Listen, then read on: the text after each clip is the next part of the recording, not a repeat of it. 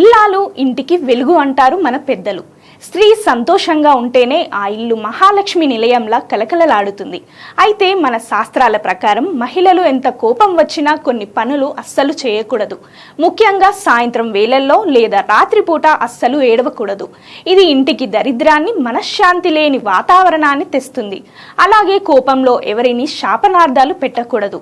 ఎందుకంటే స్త్రీ వాక్కుకు ప్రకృతిలో చాలా శక్తి ఉంటుంది.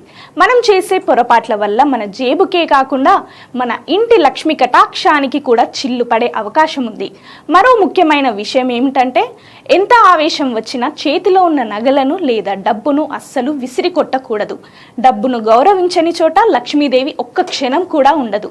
ఇక వంటగది విషయానికి వస్తే, అది అన్నపూర్ణ దేవి కొలువుండే చోటు. అక్కడ పాత్రలను విసిరేయడం లేదా పగలగొట్టడం వంటివి చేస్తే ఆర్థిక ఇబ్బందులు చుట్టుముడతాయి. చీపురును తన్నడం, అన్నం తినకుండా పడుకోవడం వంటివి అరిష్టానికి సంకేతాలు. మీరు ఎంత బిజీగా ఉన్నా, ఎంత ఒత్తిడిలో ఉన్నా సరే, ఈ 5 తప్పులు చేయకుండా ఉంటే మీ ఇల్లు ఎప్పుడు సుఖ సంతోషాలతో తలతూగుతుంది. గుర్తుంచుకోండి, గృహిణి ఓర్పు ఆ ఇంటికి శ్రీరామ రక్ష.